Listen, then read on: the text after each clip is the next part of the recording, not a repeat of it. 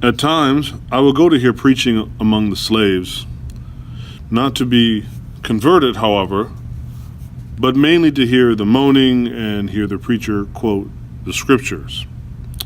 Often at work, I tried to go through the motions and intonations of the preacher.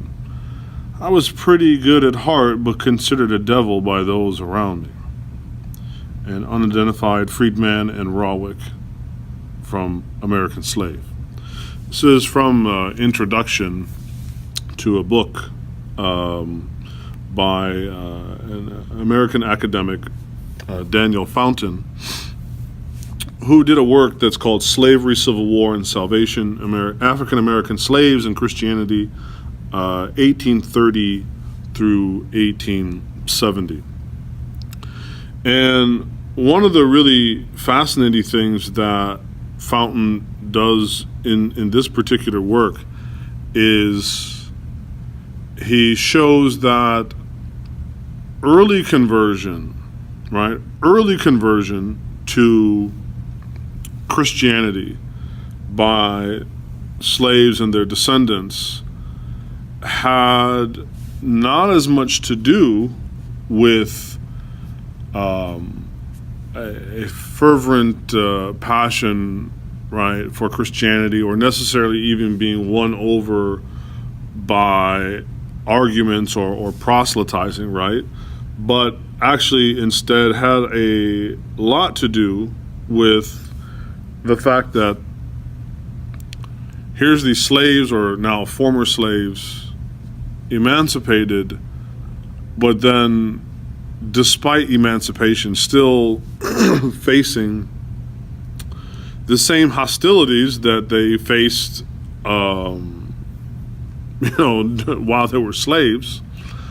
And Fountain shows that many in this emergent black community in America, they saw conversion to Christianity a means of assimilation, and not just assimilation for assimilation's sake, right? But as a means of actually hopefully appeasing the dominant culture, right? That the environment was so hostile that many slaves, former slaves, black folks, right, felt that if they adopted the dominant culture's religion, worldview, mythology, the whole thing, which included seeing Africans, seeing dark-skinned people, seeing black folks as inferior,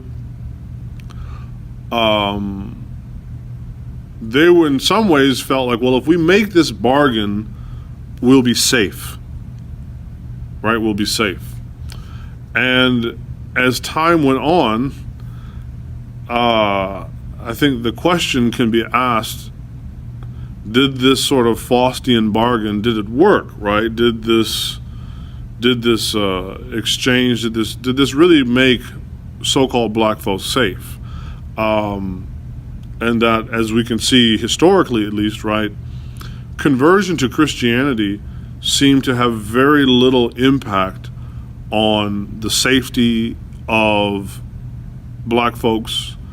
It had very little to do with their economic situation, and so on and so forth, right?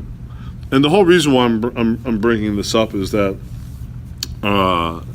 this morning during Fajr Salah, I recited the first portion or so of the 10th chapter of the Qur'an, the chapter on Jonah, or Surah Yunus. And there's a passage in which Allah says, وَإِذَا تُتْلَى عَلَيْهِمْ آيَاتُنَا بَيِّنَاتٍ قَالَ الَّذِينَ لَا يَرْجُونَ لِقَاءَنَا, that Allah Ta'ala says what? And when our verses are recited to those who don't have any hope in meeting with us, our signs, bayinat, right? Our proofs, our signs. Those that don't have any hope in meeting with us, they say what? ائتي بقرآن غير هذا أو بدله. Either bring a different Qur'an or change it. And, this sparked a conversation, at Fajr Club about the current pressure being exerted, right, to the Muslim community to either bring a different form of Islam or change it, right, to accommodate the dominant culture, right? Which actually, in many ways, what is the dominant culture in America? It's whiteness.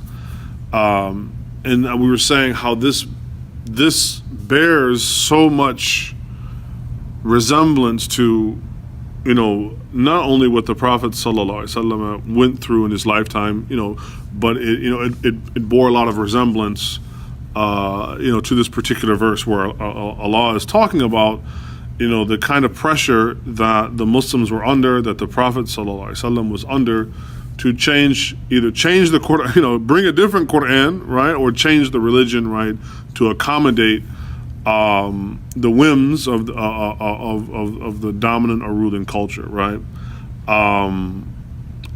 To the point that even Allah had to make it emphatic for the Prophet, alayhi salatu salam, in saying, qul, say to them, it's not for me to change this book myself, tilqa'i nafsi, right? It's not my place, an ubaddilahu min tilqa'i nafsi. It's not my place to change this myself. And the fact that the Qur'an didn't just say, don't change, this will never change or whatnot, but it was a command given directly to the Prophet sallallahu alaihi wasallam to say to them, I can't do this, which is also a command, for him and a command to the Muslims, right? So this is the benefit of having a relationship with this book, but it's also it really shows that we have to be aware of history. American history is very rich, and there's a lot of things that happened. One of the things with history too is that it can be forgotten, and then kind of just as if things never happened, right? But history is extremely important. So for us, we need to study the Book of Allah. We need to study our Islam, but that needs to be studied in tandem with an understanding of history of where we live, how things developed. And I say this too because coming up next week we have this Black American Muslim Conference, of which some people have taken some objection to because it specifically has this word black in it, right? As if it's only for black people. And again, this verse here and what's going on with the Muslims, what was going on with the Muslims then, what's going on with the Muslims now, right? And that this tendency, right, there's always this relationship that seems to be either cyclical, symbiotic, or however you want to describe it, between that which rules, right, government, society, power structures, right, and religion in particular, right? Because culture can be co-opted. Culture can be co-opted by power structures and compromised and reformatted and then put back out to where now the culture works at the behest of a power structure. And this is actually one of the downfalls, is when religion becomes merely culture, right? And we talk, there's been this talk for the last, I think, maybe 10, 15, 20 years about, developing a vibrant, American Muslim culture, which you've probably even heard from me, and I am a proponent of, right? But when religion is only reduced to culture, then it is even more susceptible to being completely co-opted and put at the service of the dominant group, whatever that is. And as that relates to us now, right, you do see where a lot of times, like even the term Islamophobia, right? To me, this is a term that looks at Islam almost as like a race and ethnicity, like a culture. And many of us in our, reactions to this stuff perpetuate this, right? And I think that's what makes us even more vulnerable, right? So this isn't like me doing a 180. I think, developing culture and American Muslim culture is indeed very, very important. But we need to remember that there are some aspects that are not cultural, right? That are sacred, religious, universal, timeless, immutable, right? And in doing so, that's what will allow us to persevere, weather the storm, and maintain our identities. I was in an interfaith gathering not that long ago, and I was talking to a rabbi, and he was kind of lamenting about the current state of the Jewish community. And he said, man, in 50 years, I don't even know if there's going to be a Jewish community in America anymore at the rate to which Jews are marrying outside of the marriage, or outside of the religion. And then the children grow up pretty much some kind of just, either, non-religious, agnostic, or some, perennial universalist, meaning that the distinctive Jew is now really fading away. And he was like, man, I don't know if there's going to be a Jewish community in America 50 years from now, or at least one that will be recognizably Jewish, which is also a religion, not just a culture, And again, when in Daniel Fountain's book, where he turns on the head, a lot of how we think of, especially in Black America, the dominant religion is Christianity, but we don't really we don't really stop and think, well, how did that come about? Slaves were from Africa, their descendants, right? These, Black people, and, these people that are, owning you, lording over you, killing you, raping you, lynching you, right, are all white. And their God is white. And I know that this may be offensive to some Christians, and this isn't meant to be polemics. I'm just speaking my mind here, and just ruminating about what Fountain is talking about here. And he said that it really had more to do with the hopes of like, hey, maybe if we just accept our lot in life as slaves should obey their masters and all this other rhetoric coming out of the Bible, that we accept, right? We'll accept the curse of Ham. We'll essentially accept a worldview, a cosmology, a mythology of whiteness in the hopes that this will make us safe, right? And there are actually several metrics of which you can say that even under Jim Crow, Black folks were better off. And that now, after having made this Faustian bargain, especially as Black folks, where can we really say that this has really benefited us, right? When the vast majority of us, still haven't made, progress in the way that other groups have.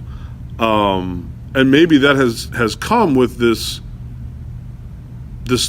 bargain, this complete capitulation, assimilation, right? Versus some of those smaller groups, right, that had some interesting successes. The Garvey movement, the NOI movement, that instead of seeking to appease the dominant culture, it sought to kind of carve out its own way. And I think, to tie it back to the conference that's coming up, this is what I see that is trying to happen with the conference, is not only maybe addressing some issues that are particular to, black life and for Muslims who happen to be black in America, but it's also saying, hey, look, we have had a certain kind of experience with America and a certain kind of history with America that is actually very beneficial for us to learn from, and to maybe see that we're making some mistakes now that we can say as black folks, hey, that's not a good move. The pieces on the board have been arranged in a similar fashion as they were before, and we got checkmated. And maybe we shouldn't do this mistake a second time around, right? So this is, something for us to think about. It's not about giving society the middle finger, or any this. I think as Dr. Jackson said one time, about worshiping Allah by loathing America or loathing the dominant culture. It's not about that, but it is being aware that power structures are only interested in two things, really, maintaining power and exercising power to maintain that power.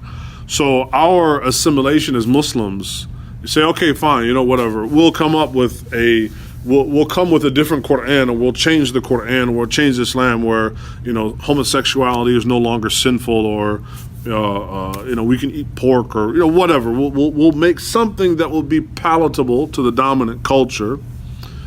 But his history has shown that this is not really going to give us the seat at the table and the acceptance and the love that we are after. That has to be homegrown and internally fostered.